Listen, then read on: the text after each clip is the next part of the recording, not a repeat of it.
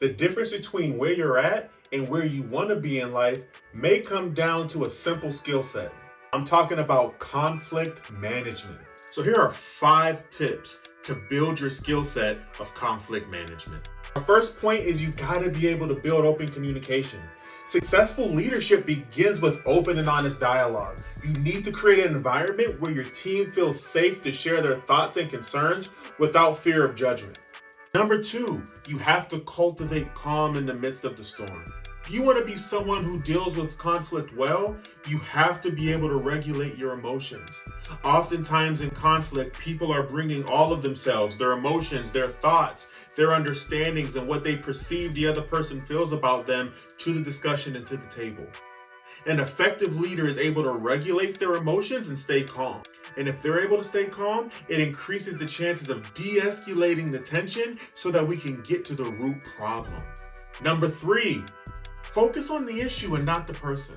When we focus on the person, we end up focusing on characteristics and things that might be outside of their control and really have nothing to do with the argument that's brought us here today. If you want to know if you're focusing more on the person than the topic, consider this. Next time you retell a story of a disagreement you had with somebody, I want you to be mindful of how you depict the person you disagree with.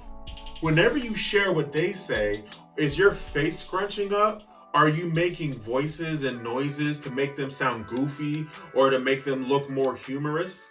If so, you might be focusing more on the person. An effective leader who can manage conflict well will remove the emotion from the other person's argument and they'll focus on the facts.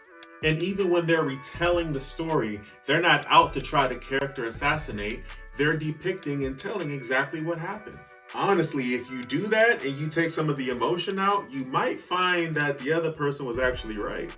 Point number 4 is to seek collective wins. Encourage collaboration, fostering an environment where everyone contributes to shared victories. Seek compromises in a way where we both leave the negotiation table feeling like we won something.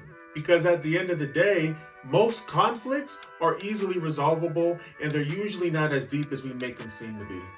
And number 5, tone monitoring. It's important that you mind your tone when it comes to conflict. Whether you're mediating the conflict or whether you're the one in conflict, oftentimes it's not what we say, but how we say it. You know what I mean. There is a clear difference between, "Hey, I need you to respond to my email, okay?" and, "Hey, I need you to respond to my email. It's pretty time sensitive, so I need you to look at that now if you can." You see the difference there? Like and follow for more value.